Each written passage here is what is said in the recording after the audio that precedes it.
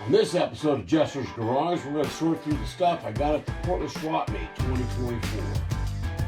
We're going to sort through some of the finds, figure out what we're going to put it on, and we'll make a plan of action.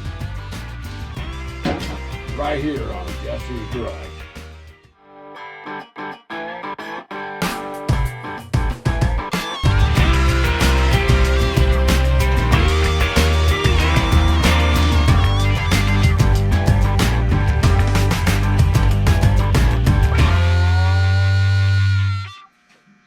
What you see here is all the treasures I got at this year's Portland Swap Meet 2024. Let's take a closer look. In no particular order, this is a battery analyzer, charging system analyzer. I used to run one a little bit older than this when I worked at the gas station in the 80s. Picked it up for 50 bucks. It needs a little bit of repair. All the pieces are there. I have a plastic welder. I hope I can fix this, or I may have to replace the whole lead. I'm hoping this thing works. I can always use one of these. It has an amperage drawdown and all that fun stuff. And I believe I paid 100 bucks. Sold. 100 bucks. For these two fender fronts off of a 53, 54 Buick, which is really gonna work good for the front of my 53 Chevy because I've got bezels here. Well, I may end up running these 53 bezels and then build something custom in the middle. I don't have but just one of these. Where's it at? Oh yeah, it's all hooked to it. Anyway, I only have one of these. 54, they were kind of a pop metal, chrome pop metal. The whole thing was all one piece. Anyway, they're really cool looking. Just like that, see? I put that on my 53. This component right here, this is off of a 1960 Lincoln, from what I've been told. It's a really cool piece of aluminum or pop metal. And I'm going to put that on the 53 as a gauge cluster.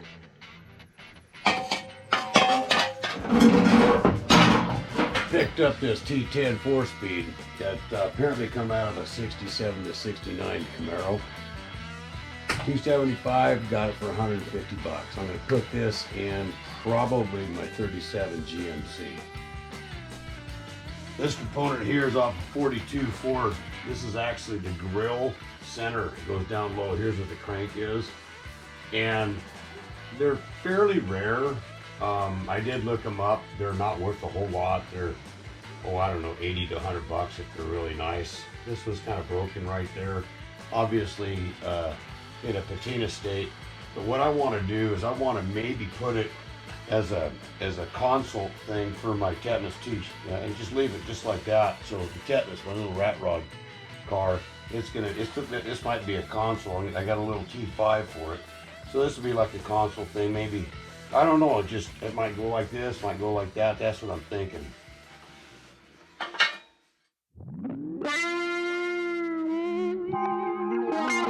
This hood ornament right here, not quite sure what it come off of, but it's really, really, really cool. And I probably paid stupid money. It was probably 40 bucks or 60 bucks or something, but I just thought it was really, really cool. And you know what? I just might put that on the Jester because it just has this really, really cool look to it. Again, I don't know what it come off of. That's one of my things I want to find out. Get some chats, maybe when I'm on vacation, I'll try to figure that out. But it needs a complete restoration. But I love it. I think this thing is so cool. My dad and I have been working on a 41 Chevy pickup for, man, since 91 or 90, yeah, probably 91. Anyway, it's got a 216, and I found this Offenhauser. I wanted one for my 270 Jimmy, but I thought this is what it was. You go, no, that's not a Jimmy. If it had been Jimmy, it'd have been 700 bucks. Anyway, got that for $190. That's gonna be fun. Surprise my dad with it. Are your eyes closed? Yeah. Okay. You have no idea, do you? No, I don't. Okay, I bought this at the swap meet. I don't have a clue. But you kind of have an idea of what vehicle it is, right? Well, I got 3 or 4 rigs. Okay, keep your eyes closed. Okay, put your hands out like you're gonna grab onto something fairly heavy. Okay, now, oh, hang on a minute, don't look. Now, open your eyes.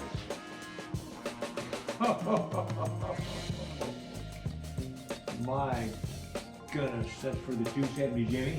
No, that's for this. For this here? Yeah. Oh, I thought it was for a 270 Jimmy, but they assured me that it was for a 216. Oh. They told me that it's like the holy grail finding an Offenhauser valve cover for a 270. You got right. Yeah. If this had been a 270, I would be putting it on my Jimmy, a 37. Oh yeah, Yeah. But they told me this was a 216, so I bought it anyway. If this would have been for a 270, it would have been a lot more than $200. My goodness.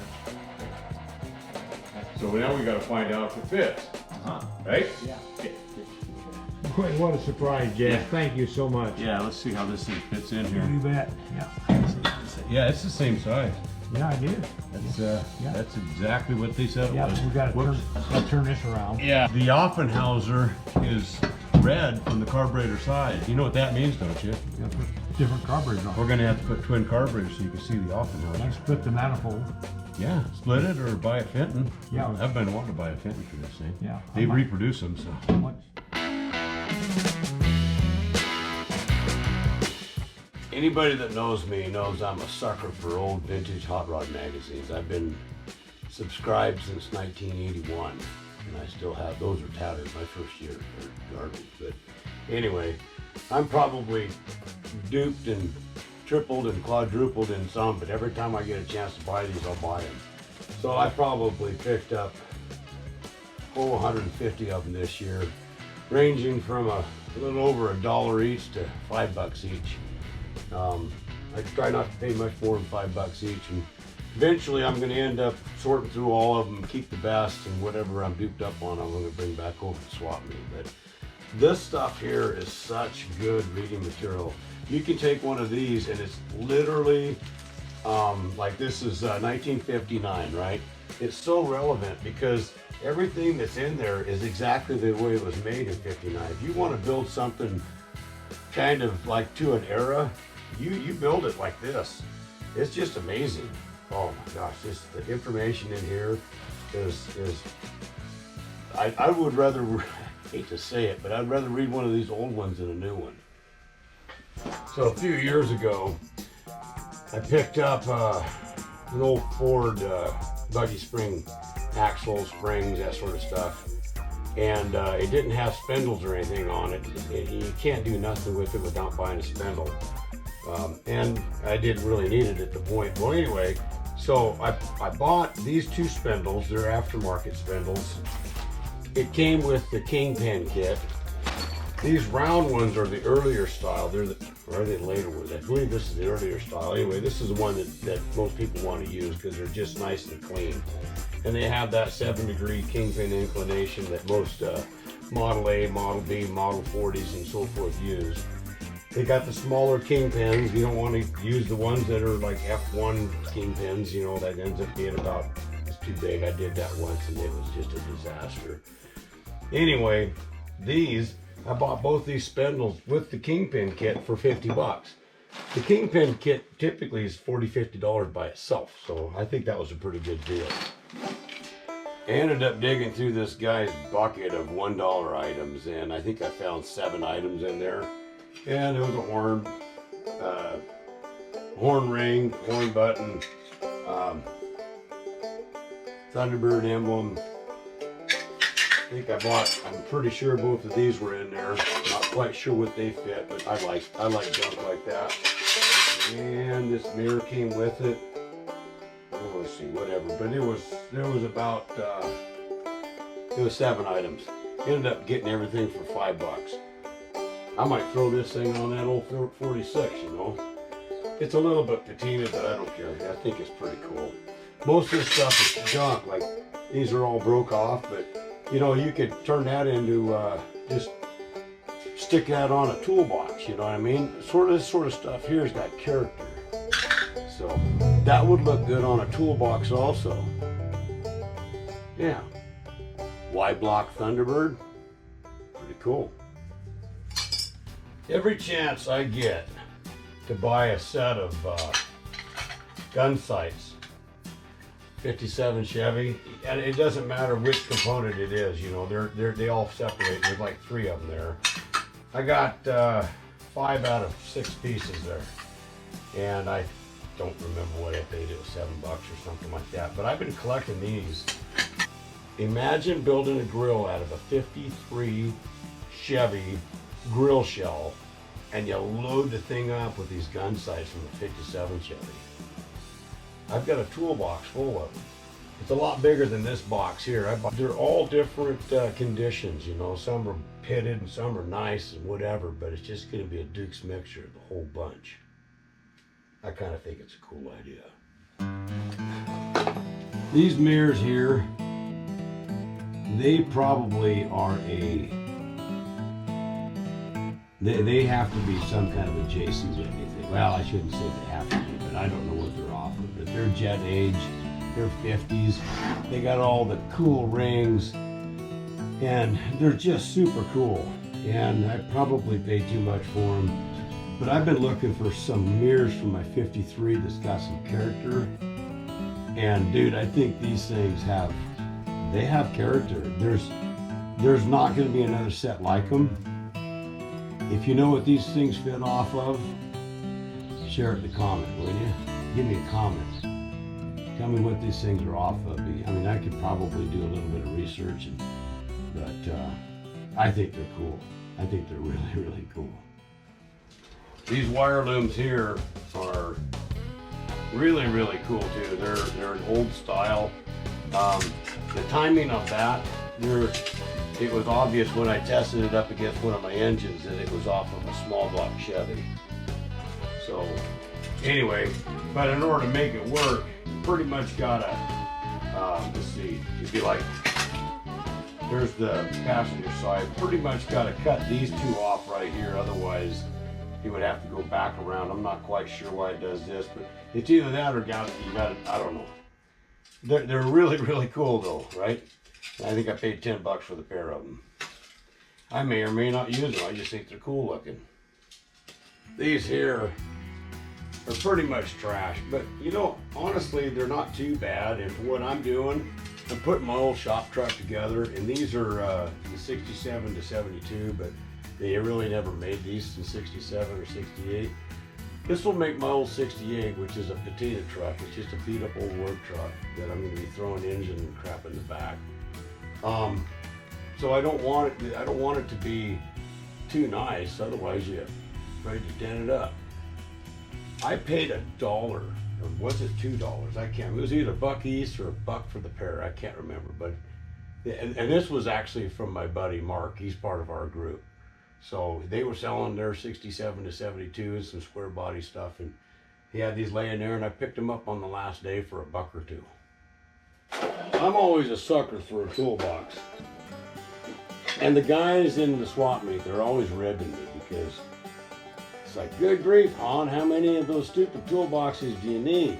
Well, when you buy a box, say for $5, one, it comes with treasures. So I got some glue sticks. I can give this sort of junk to my wife. Okay, I haven't done it yet, obviously, but so there's probably $5 worth of glue sticks in there. But what else does this have?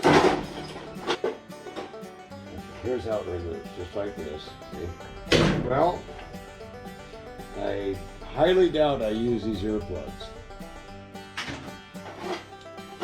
And anybody that's used one of these knows how big of a POS they are. I've actually got the turret style from Eastwood, worth the $200 or $300 to buy those. I don't want these. I've probably got 3 pair right now that I never use. But this box, so if you've got junk and a cardboard box, this is a lot better. I put out, put a label on the end, you put carburetor parts in it, or you put linkage parts in it, or you put shims in it. There's 1,000 ways to put stuff in there, and then you put this on the shelf, and all your boxes are all labeled, they're strong. You can even lock it up if you want to. And for $5, that's a pretty doggone good deal. This little treasure here is a 46 to 48 Dodge dash panel. Okay, the whole shebang. It's missing a gauge, it's missing a radio, it's missing the ashtray, it's missing the clock, it's missing the clock is part of this, but that's okay. It's missing a little bit of chrome right here. I think this was the indicator for the blinker. It's missing some pieces, but just pick this up for $100. This will go in the 37 Jimmy called the Cherry. I bought it for $100. I thought it was off of a Cadillac. I thought it was looking pretty fancy. I really like the Art Deco theme, which was going on strong all the way through the mid 40s, and then it went into the jet age. But my wife and I are building a 37 GMC. And I may not use any of this stuff. I might just resell this stuff. I don't know. I don't know. But my point of it is this part right here, I want to mount this in the middle of that dash, and I probably will end up using a lot of this sheet metal to make it happen. The 37-38 GMC's got a flat windshield, just a one piece. This has got obviously a two piece, but I'll probably end up butchering all this stuff. You know, Dodge probably made 500, 600, 700,000 cars that year, and then it's a 3-year run. So this piece of sheet metal here is really not worth that much. But you know, for $100, if I can use this piece and sell some of this, I think it'll do okay. And it's really gonna, and this ought to clean up pretty good. See there? It's cleaning up. It's gonna have some shine to it. And honestly, all of that patina looks well if it's all one theme. So I'm just gonna put all this stuff together and we'll sort out the rest when I'm done. This pedal right here is actually off of a drum set. It says speed pedal. How cool is that? I want to use this as a gas pedal. I've been buying different pedals. I've got the foot looking one, and I've got the moon looking one, and I've got, you know, some marine stuff. And I just think that the aluminum pedal is just a cool thing. So I want to have all of my vehicles have aluminum pedal, not the Corvette, but pretty much everything else. I want to have an aluminum pedal in it. And I want them to be all different. So I picked this one up this year. I thought that was cool. And I picked this one up. And this is, this is one of those Elcos. Yeah, this has got the foot thing on the back. See it? See, isn't that cool? And it's got a spring return. So this is actually really cool. And I thought that was a pretty good value. It's in pretty good shape. I'm not quite sure which one's going where, but I like it. I like this sort of junk, you know? And it makes it unique. So, and they're out there. I pretty much pick one up every year. $3. That's a great deal. You're Thank so you. welcome. All right. Thank you so much. That's going to work great in my 53. This little T-handle here should clean up really good, and I'm not quite sure what it fits. But the old T-handles, that was something that was used in the 50s. I'll probably put this in my 53 Chevy, which typically had a plastic handle. And anyway, I like them. I like them a lot. Park brake.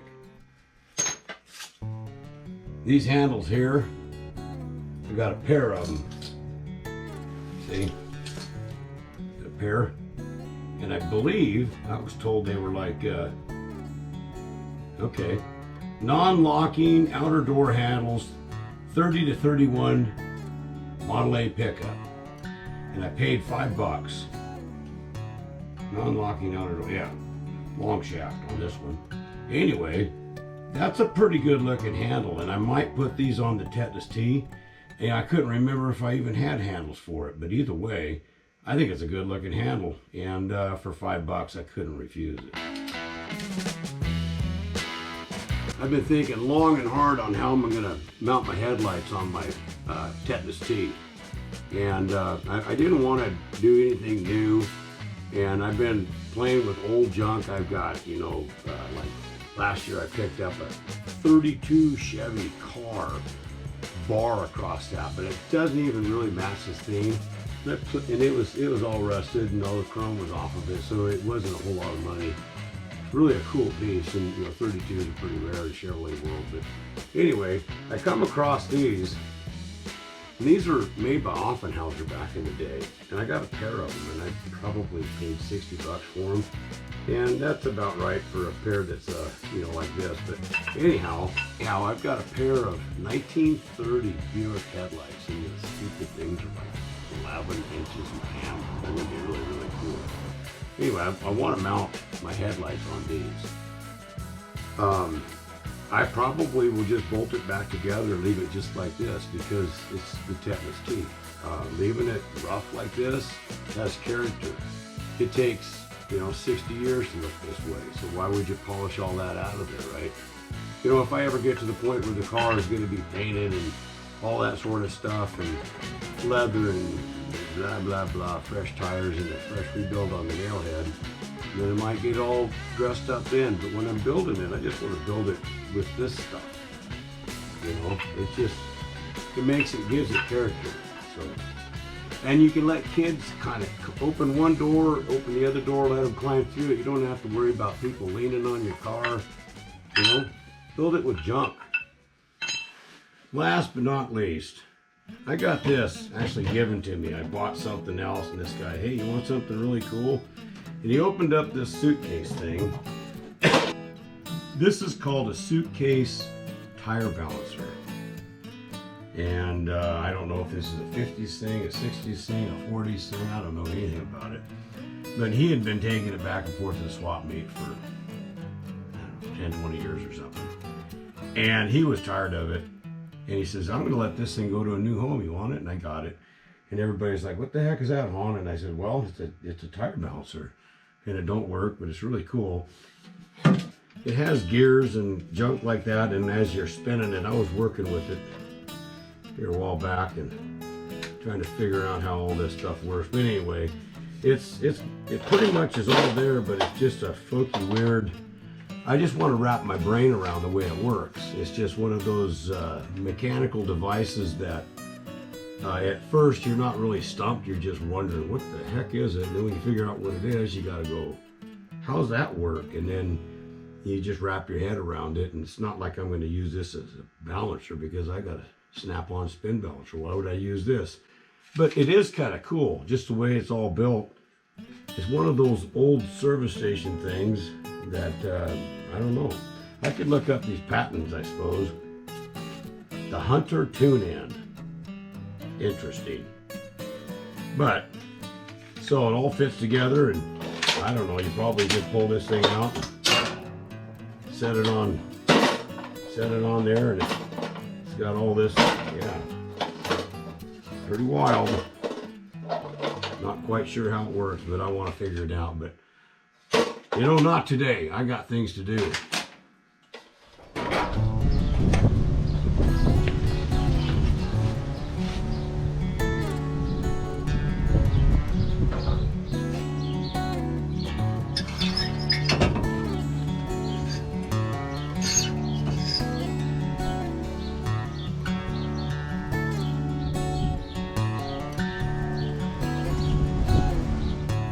Well, thanks for watching, and we'll see you next time on Jester's Garage.